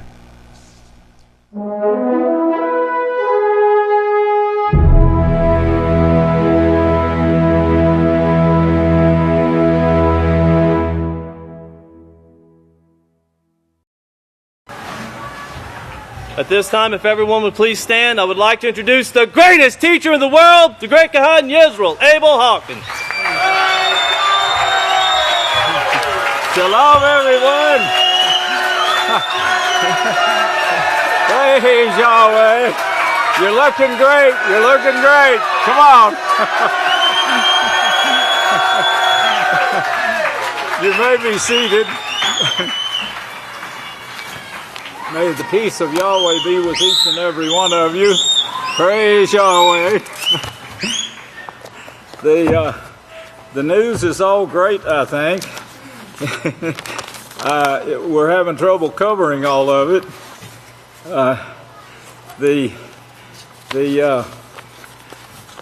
It's pretty plain to see that everybody is getting ready. All the nations are getting ready, as Revelation 6 shows. There's some of the things we didn't get that I wanted to, but there's a limited time. But China and India, who contain 2.7 billion people, are in a feud. If you can see this right here, this map, where do we see it? There we go. Right here, this is the land now between China and India that they're in the feud about. If you notice, this has been going on for quite some time, but both of these nations have a huge stockpile of nuclear weapons. And once the wars start now, once nuclear war starts, all the nuclear nations are going to have to try to get in on it in order to save themselves. But even with just those two, it would devastate the earth. Headlines, U.S. South Korea fire missiles in response to North Korea's ballistic missile launch. China prepares for a crisis along North Korean border. Now, this is where it starts getting complicated, and China is preparing. The Chinese authorities have nonetheless been preparing for North Korean contingencies, including economic collapse. I get that because this is going to affect the United States too. This economic collapse is going to spread like a volcano or tornado throughout all nations, and they're preparing for it. They're the only nation I've seen that is preparing for it. I haven't heard anything about the United States preparing for this, but they're going to collapse too. I just wrote a letter. I wrote it before this article came out, and about the nations, the God-worshiping nations, are going to collapse in this generation. It hasn't been published yet, but it's been typed and it's ready to go to the newspapers. But Chinese authorities have nonetheless been preparing for North Korean contingencies, including economic collapse, nuclear contamination, which they know this is going to spread to the other nations, whichever way the wind is blowing, and eventually around the globe, contaminations or military conflicts, according to U.S. and Chinese experts who have studied Beijing's planning. North Korea leader says all U.S. within range after missile test. The report said that the test confirmed the missile's nuclear detonation control mechanism operated normally, and that the warhead could endure the intense heat of re-entering the atmosphere. So it sounds like they're pretty well up on that. They're not up on righteousness by any means, or that would stop it, but they're up on this war that the scripture shows is going to devastate the earth with few men left. The strong, in fact, Joshua said if Yahweh didn't stop it, if it wasn't cut short, which Yahweh has in his plans to do. If it wasn't cut short, even the elect would be destroyed. The elect. That's mentioned by several of the prophets too. The strange role North Korea is playing in the Persian Gulf crisis. This goes into some of the details, like the climate change, the economic collapse, the contamination of the whole earth. They know they're going to be contaminated for months. It's not something like you could go into a shelter overnight and be saved from it. China stages high-profile naval drill off North Korean peninsula. None of that sounds great. No one is paying attention to the worst humanitarian crisis since World War II. People starving to death, but even worse than that is the cholera, that a person dies a miserable death, from what I understand, and it's spreading. And no one is paying any attention to it, but they will. Now, the Scripture predicts this also. In fact, the Savior talked about it. 1 dead, 7 injured when fireball ride flies apart at Ohio State Fair. The reason I wanted you to see this, and I want everyone to remember, you really need to pray to Yahweh that Yahweh will show you the direction out of God worship. These God-worshiping devices, they ate, they drank, and they rose up to play. If you just think about the time you waste in travel, the time you waste at these God-worshiping tricks of the nations, and it's set up to draw people away from Yahweh. If you think of the time you waste that you could be putting into this study, drawing closer to Yahweh, the little trials that we see here, we're still growing. We're still being tested. It's not anywhere like what I just read you here in these newspapers, but we are having trials still here in the house of Yahweh. And the wheat is growing along with the tares.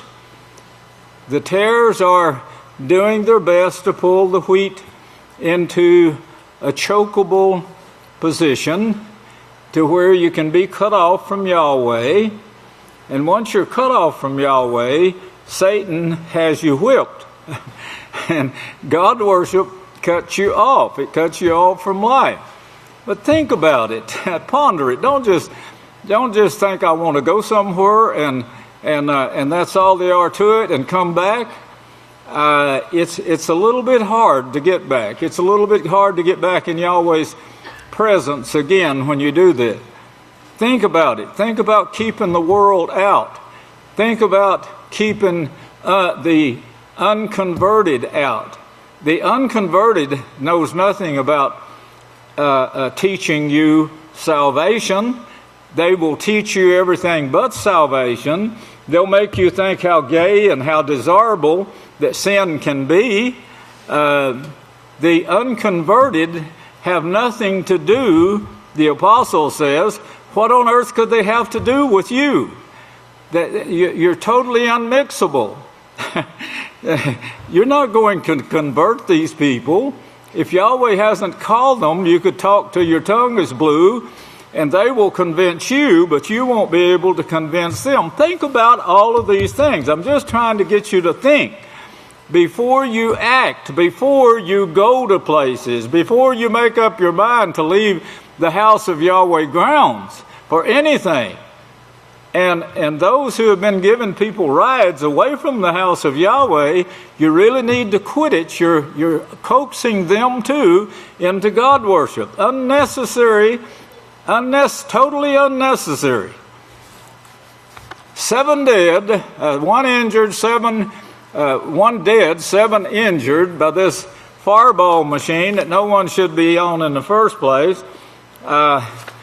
I read about this bungee drop, where they take you up and they tie a rope around your legs, a bungee cord, and you dive off head first. I think, man, what a stupid idiot it would be, you know, for something like this. And someone actually forgot to tie the rope. And they did it. They do it all the time. And then sometimes they break.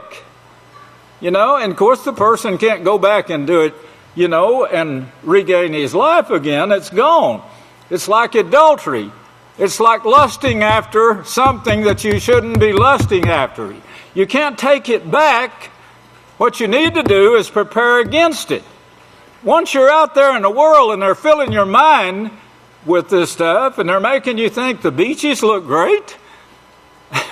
You know, I went to one of them one time and I laid my blanket down. We all did. And I laid down and I got to smelling something that was horrible. And I thought, what in the world? And I got up and my blanket was a little bit soiled, a different color coming through than sand. And I found out that people dump in them on them beaches and kick some sand over the top of it. They don't go to the restrooms. They do the same thing in the swimming pools. Swimming pools, yes, they do it. They're not like you trying to live in health. They've pulled you into a God-worshiping situation that could give you something that could take your life. Put you in a sick condition, a very sick condition that will start affecting your mind even more than the crazy stuff it's in now. You know, and even thinking about giving into this evil mess out there. There's nothing out there clean. There's nothing out there righteous or holy. You won't find it out in the world, brothers and sisters. Start thinking before you do it. Oh boy, please start thinking. It's hard to get back with Yahweh once you have spit in his face and convinced him you like the world better than what you like and you see in the house of Yahweh. Yahweh tells you, come to the house. He also tells you, rejoice, find joy within that work that he gives you. Yeshua did it, and he says you can do it too. I've found it. I have found it. I'm the most joyous person on the face of the earth. I woke up this morning, I was wanting to run up here. I drove, but I ran after I got here. Had it all set to beat these young boys running, and they cheated.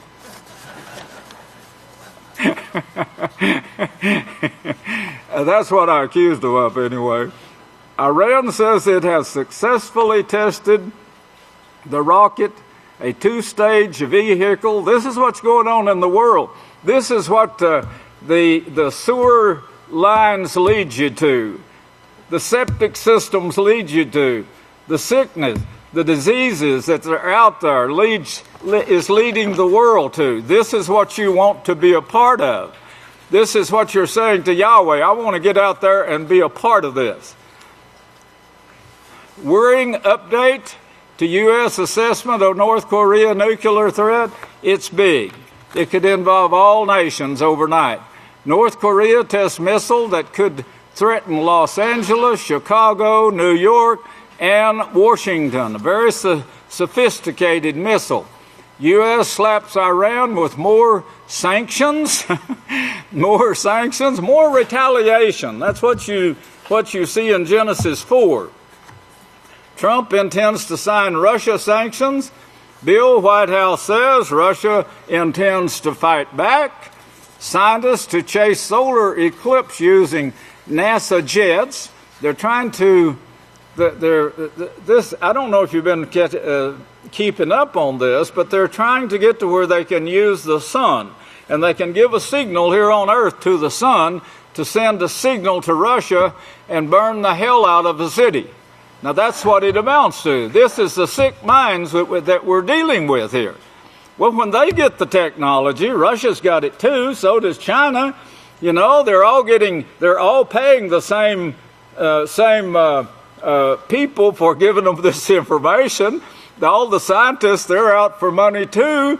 There's no love in the world today. Men will be lovers of their own self, with pockets full of money that they get from taking information from one nation to another. It goes on constantly. There's movies made of it. Scientists to chase the solar eclipse, using NASA to do so. Russia retaliates against the United States. I think that's Genesis 4:14. That we see it's this way of life. Why are you angry? Why are you angry now for me telling you don't go to these stinky beaches, these poo-poo beaches? Why? Don't get on these stupid machines that could come apart and throw you to the ground and kill you, or put you in a hospital where you never get over it. This thing that we're seeing right now, you know, it's something that took 6,000 years in the making, and we're going to be the ones to straighten this thing out. I want you to remember David Yehuda's sermon this morning. It's really valuable, and I know that you probably didn't get enough out of it. Yesterday when I was talking to David about bringing this, I didn't mention that I wanted him to bring it, but I saw him come undressed this morning, and I saw him come in, and I called him, and I said, David, did you not understand you're supposed to speak today? Oh, no. And I said, well, I guess I can take you off of it. No, I got a shirt, something back here somewhere. so he wasn't about to be taken off of this. And I'm glad. But anyway, try to get that and listen to it again. You really need to get this in your mind. We got some deep stuff that I don't think you can understand it unless you just get every detail here and learn this stuff that he's dealing with. There's one thing there that he didn't bring. It's in Isaiah 45. Now, I've already got it lined up to bring in other ways, but you need David Yehuda's information to go along with this. In Isaiah 45:2, Isaiah 45:1, talking about the anointed one. This is what Yahweh says to his anointed for righteousness. Anointed for righteousness. That is what I teach, righteousness. That's what the house of Yahweh was designed to teach, righteousness. That's what he says in Micah 4, verse 1 through 3, we're going to stop wars. Yahweh said to Cain, if you do righteousness, you will be acceptable. Acceptable to neighbors, acceptable to people in the house of Yahweh, acceptable to your families, your friends, and so forth. But he says, for righteousness. This is what Yahweh says to his anointed for righteousness, whom I have taken by his right hand to subdue nations. Yes, that's what we're doing right now. It's being changed. There's that Dave, forget his last name. You know, we're the only ones that's ever brought that out, and he's repeating it, but he's putting it in a way. He's calling it, these are the good Christians, and them were the bad Christians. All Christianity is God worship, and it started with of course, in Egypt, the God worshippers there, where Yahweh sent the 12 tribes also, brought them up for 450 years, and then brought them out of there. And of course, Catholicism came with them. That's what they learned, and never did know why they left it. Many of them didn't. The only reason that they didn't take over the full 12 tribes was that the earth prevented it. The earth, you're cursed from the earth. Now you got to get this in your mind, or you'll be thinking Yahweh killed this group of people here and stomped that bunch and run a sword through the other one and so forth. No, the curse. He told Cain, you're cursed from the earth now because of this stupid sin of yours. You're cursed from the earth. He tells you that, and that means the earth is cursing you. The earth is made up of kingdoms of microorganisms. They know, they have a history of what took place with the original sons of Yahweh and their mother who led them, who said, you can be gods, you can rise up above your father. That's what she taught them. That's what she's teaching mankind. So, God worship, if you study the 10th chapter of Genesis, you'll see that Cush, who beget Nimrod, also beget Ham. Well, Ham went to Egypt, and of course with him this Nimrod, this Cush system called Nimrod, which terrorizes. This is what you see in the earth today, and they're all terrorizing one another, but that's what they teach. They teach, select a king, build an army, go out and force tribute to come to this place. Take tribute that doesn't belong to you. That's what is taught by the Nimrod system. And it spread quickly. If you'll notice, it went to it went from one city to another to another to another rather rapidly, and kept spreading. But in Egypt, it was taught full force, more than any other place. And of course, when the 12 tribes went there, they took over Egypt, they took over the religion, they took over everything, and became part of the God-worshiping system. Moshe said, I'll stop all your sickness and diseases. I can promise you a land flowing with milk and honey. It will be your own land.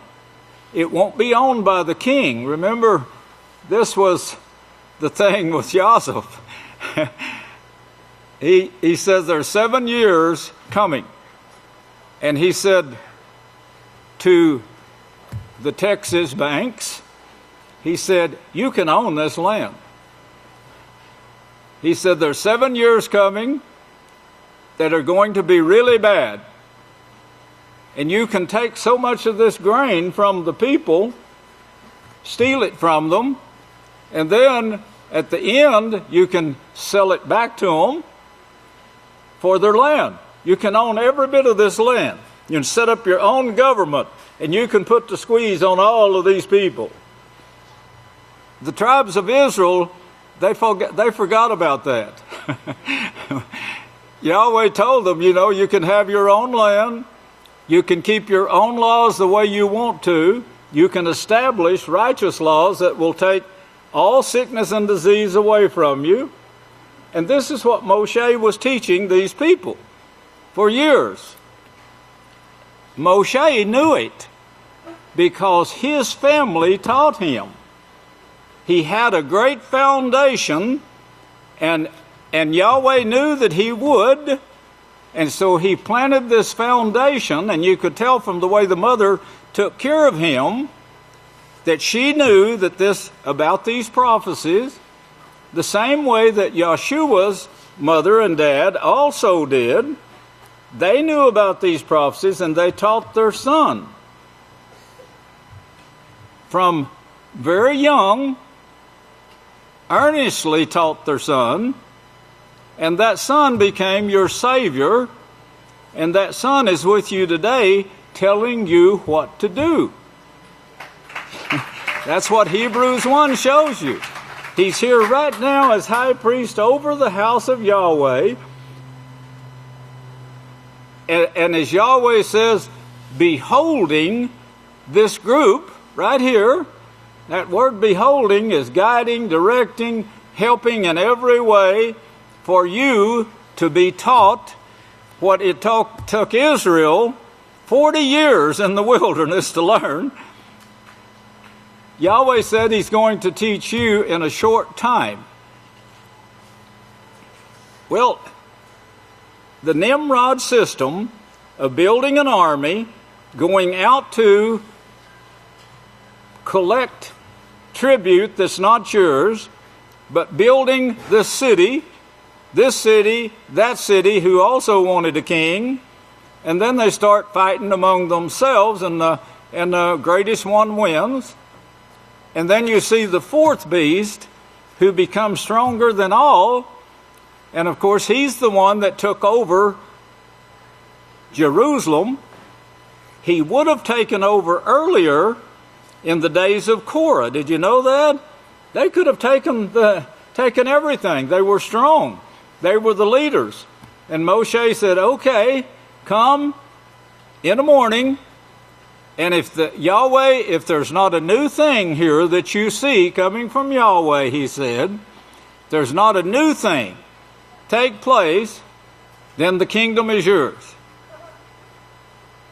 Well, there was a new thing. You're cursed from the earth, and the earth opened its mouth, and it swallowed a great number of Korah's gang that they were going to use to take over the work, the priesthood at that time. Now, Yahweh saved it. He spared certain people who brought forth Yahshua as your Savior, a work that brought forth the Book of Yahweh.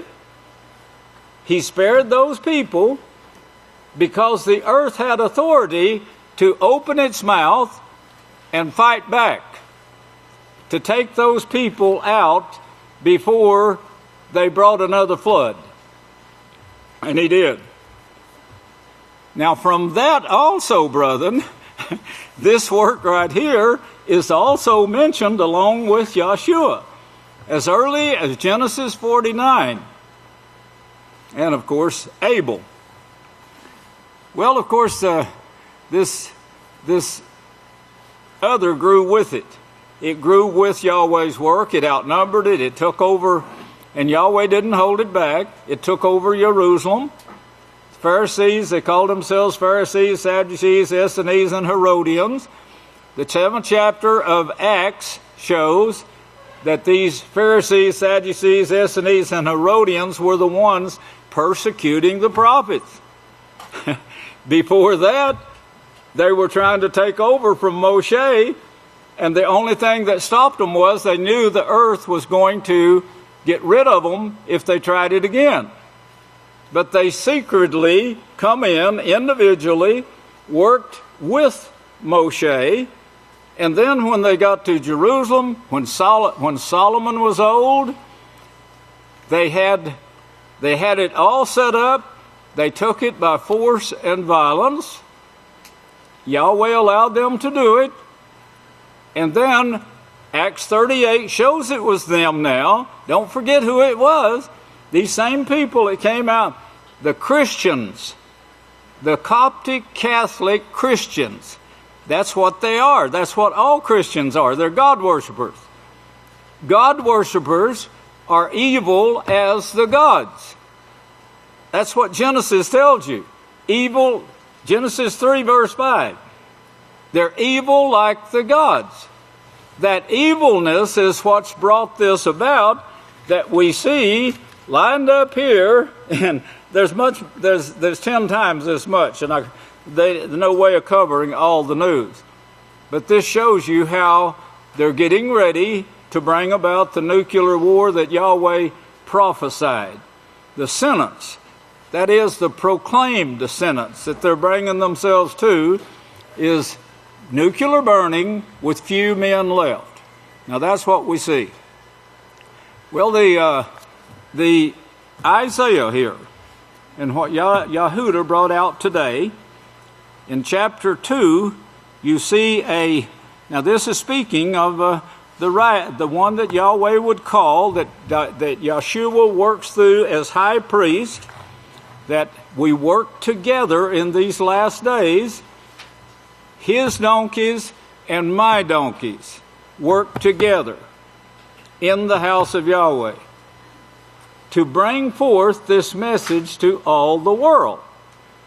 Look at verse 2. I will go before you, and those who are being honored, I will make their way straight. That's Yahweh. I will make their way straight. If you look over to, you see a little B by the word straight. You look over to your center reference and you'll see a number there. Look at that number closely. Now there's going to be a lot more brought on this. Maybe next week, maybe the week after next. I don't know when. We're working hard to get it all. There's certain things I want to get brought before the feast. And then during the feast, I think you're going to see some really great things. But this turning point, that as you see in Eob, now that's 2017 shows the great turning. That's what reason I got so excited when I heard about this David, what's his name, that said that brought out what we have been putting out, that the Christianity from Egypt, Coptic Catholics are the same thing that you see in Rome today, except they're Roman Catholic. And it means, Catholic, of course, means universal God worship. Even the host of heaven, as Acts 7, 43, I think, shows. 7:43. That it's turned over to them to worship not only the gods which were more than their cities, but the host of heaven also, which is called demons in Revelation 17, 20 and 21. Well, this turning point, and he's saying that the Christians, he brought out the fact on this show, he said the Christians are the ones that persecuted Yahweh's prophets. It was the Christians that took over the temple. It was the Christians that started the Crusades with their kings. We want kings to be like all other nations. And of course they had, the greatest one of all was the fourth beast that came and then was separated into four. The quartet is called today. That's the quartet that was shown in Revelations, the 6th chapter. That's what we're dealing with right now. We're seeing the quartet in action and the Roman Catholic Church Christians still in action. They don't want to give up. They do not want to accept Yeshua's authority, even though he has that authority right now. And he's bringing forth his house to take over the governments. This is Daniel 7, about 26, verse 26. The kingdoms and governments under the whole heaven are going to be given to you, brother. You, the house of Yahweh. That's what Yahweh shows in Daniel, the 7th chapter, along with this fourth beast. They come abreast of one another. They're working, we're working, but we're gaining and they're going down. And that's what you see, and they're getting ready to blow themselves, burn themselves up. Well, this turning point of the Leviathan that Yahweh showed to Eob, remember those sermons. The Leviathan, the great Leviathan, is the way they put it. It's a complicated, very complicated mess, as I showed you here in these articles this morning.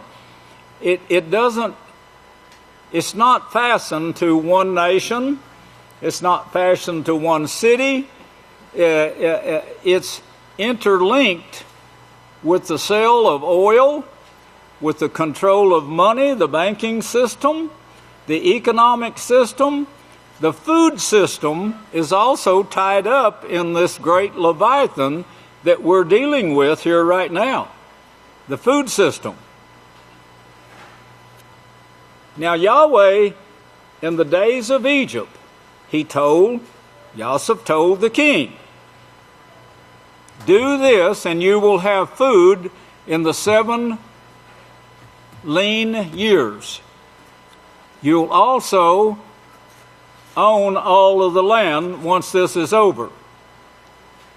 Now that's what Yosef, who was given full power over everything the king had. The king even gave him a wife. Remember? And she was a pot of fire, and has been all the way down to us today. This evil that they brought back with them in their genes, that came back with the 12 tribes, with Abraham's sons and daughters, this evil Yahweh showed in Genesis 49 would spread throughout the whole earth in the last days. In the last days, when sin has increased. The prophecies of Eob and the turning point is 2017. Now that shows to be the turning point, and that's what we see in the nations, and what we see too in the religions. I didn't bring the stuff from the news articles, but it's really great news, and we're getting letters from all nations, even from India and China and the places that are involved in these maneuvers. The maneuvers to survive. The maneuvers to survive are also going to destroy. It took 6,000 years for the world to bring sin to this peak. That's shown in Daniel 8. Let's turn there quickly and get this in your mind, because he tells you here what is going. It's actually what is going to take place. But now remember, Revelations 12:9. The whole world is deceived. That's the reason, brethren, we've got to come out of the world. There's deception. You may not know it. You may not see it when you get out there. But there's deception being pushed into your mind. There's subliminal suggestions that you don't even notice is taking place. You can get that from radios and televisions also. I saw an article where they're fixing to implant certain implants into people, and one food line, I believe it is, all their employees is going to take it. But this is talking about sin at its peak. 6,000 years it took to get up to this, to where they had in this time period the nuclear devices that could burn the total earth and darken the sun. And Yahweh says it's going to be in this generation, and in this generation he's going to have his house to bring forth this message to the people, and there's going to be the very elect that's going to come out of this world and receive the greatest offices that will not die. You will not die. You will be protected from the second death. As sure as you have bombs that can darken the sun and burn the earth, you will not die. The very elect strive to be the very elect. Okay? Please. In Daniel 8:23, he says, and in the last days, remember, everything tells you the last days. That's us. That's what Yeshua's work that he forecast in Mattithyah 16:18. The gates of hell will not prevail against it. Yes, the gates of hell will not prevail against you. They have tried and they failed. And the scripture says, now listen to this, the scripture says all the eyes of the world are focused on the house of Yahweh right now. I know you're familiar with that, surely. If not, I'll read it to you. I'll read it to you anyway. The last days, notice, and in the last days of their kingdom, now this is talking about chapter 7 now, in this fourth kingdom, and where it comes up to the very end, and then all the governments the rulership of those governments, the teaching, guiding, and so forth of those governments to get people to work with us, we're going to be the ones that it's turned over to. Look right back. Get that in your mind. Here in chapter 7, you see this 10-horned beast. He sits on 7 hills now. But he had 10 horns. They were transplanted to beyond Babylon and to a place called a place where there's 7 hills. That's Rome. Anyone can see this. Anyone can look this up. Any basic encyclopedia dictionary will tell you that Rome sits on 7 hills. Please pay attention. 24. Notice in verse 24, he has 10 horns. You find that same thing in Revelation 17, but you also find he sits on 7 hills. In 17, this same 10-horned beast that was plucked up and taken to Rome, beyond Babylon, to 7 hills.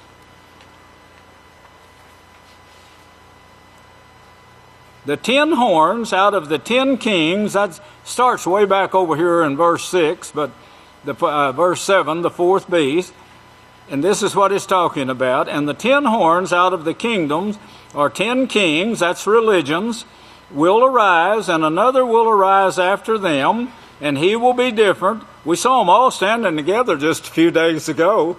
I ran that picture in newsletters. I don't know if you read the newsletters, but you should. He will subdue 3 kings, and he will speak great words against Yahweh, and will wear out the saints of Yahweh, and think to change the times, Yahweh's feast days and laws, and they will be given unto his hand until. He gives them unto his hands until this time right now. We're in this time. The 7-year peace plan is that time.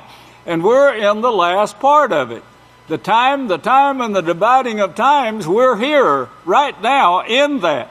Fixing to go into action. And the dividing of times, then notice verse 26. That's you. That's you right there. Then the judgment will sit, and they will take away, that's the saints of Yahweh, will take away his governments to consume and to destroy it completely. And that is, by your teaching, you're going to do this, because these governments, look at verse 27, the kingdoms and the governments and the greatness of the kingdoms under the whole heaven will be given to you. You see that? Verse 27. The saints of Yahweh. That's what you are.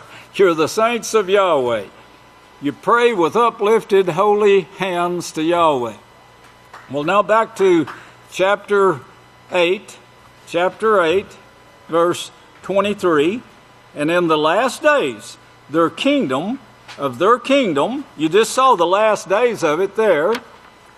The last days of their kingdom, before that in chapter 7, verse 11. The last 2 words. 7 verse 11. You see it? The last 2 words of Daniel 7 verse 11.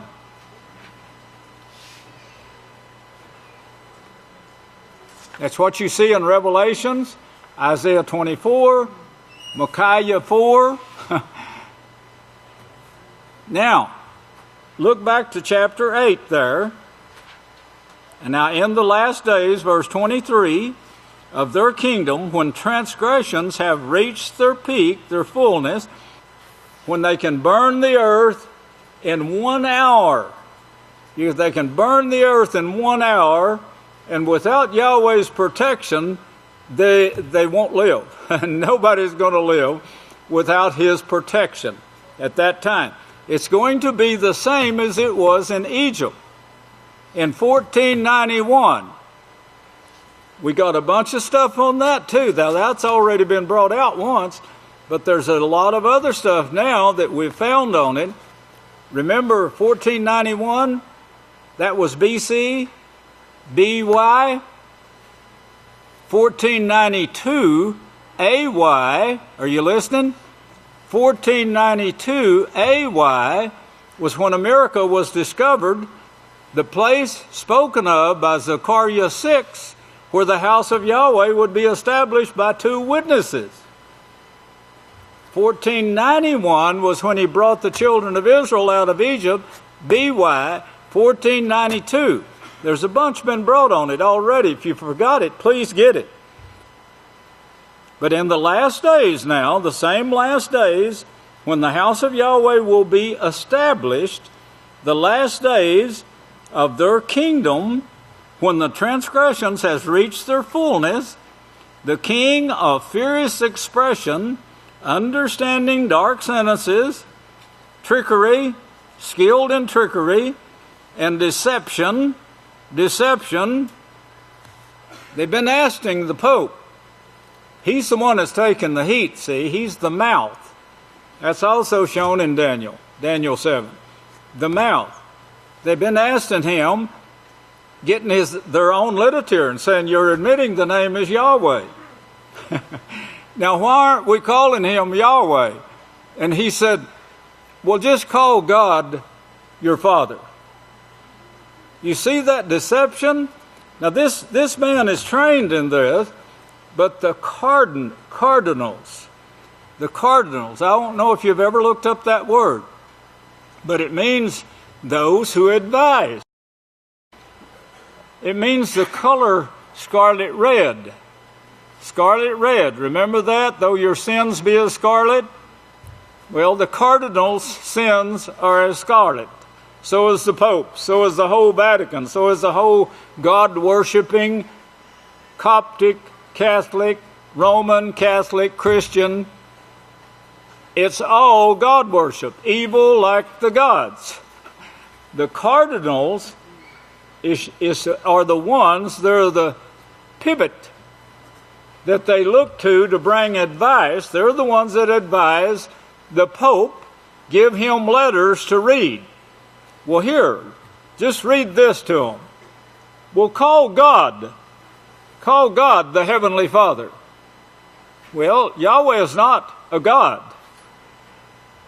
Yahweh is the Heavenly Father. He's the creator of all things. He's above everything. He doesn't need to make himself a God. But a lot of people and a lot of Yahweh's original family wanted to raise themselves, due to the teaching of Satan, wanted to raise themselves above Yahweh. And Yahweh said, I have told you, you are gods. I've told you all, you're gods for wanting to do this. He sits in their council, Yahweh does, and tells them what you're doing and what it's going to bring to your children. Well, here's what it's going to bring. In the last days, when transgressions have reached their fullness, a king of furious expression will stand up, and he will be full of trickery and deceit, just like Satan was in the beginning. In Genesis 3, she's shown there, her and the gods. And his power will be mighty.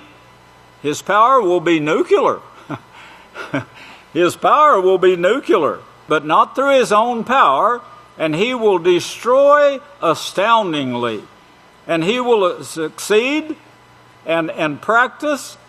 Now, this is all for the last days, don't forget that. And will destroy the mighty and the holy people, or all forms of holiness. If you notice, they're coming out against all forms of holiness. All forms. And through his policy, he will also cause craft, deceit, and fraud to succeed in his hand. And he will magnify himself in his heart, and by the pretense of peace, he will destroy many. He will also stand against the prince of princes. Now that identifies him in Revelation 17 and verse 14. They will make war against the Lamb, remember? Make war against the Lamb. The Prince of Princes is Yeshua, the Lamb of Yahweh, against the Prince of Princes, but he will be broken without hands. In this vision, Yahweh says, the vision of the evening and the morning, which was told, is true.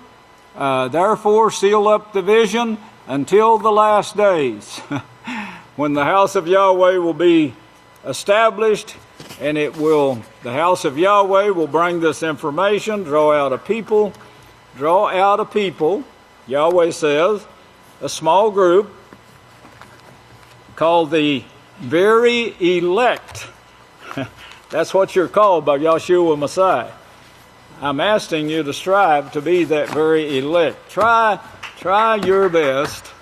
Try your best to be more righteous than your brothers and your sisters, to set more righteous examples, to overcome evil, be ready to turn the other cheek, be ready to give advice from the Peaceful Solution Character Education Program. Be ready to teach that in every circumstance. That's what you're going to be teaching throughout all eternity. May Yahweh bless you, and I'll turn the services back to the next song leader. I love you!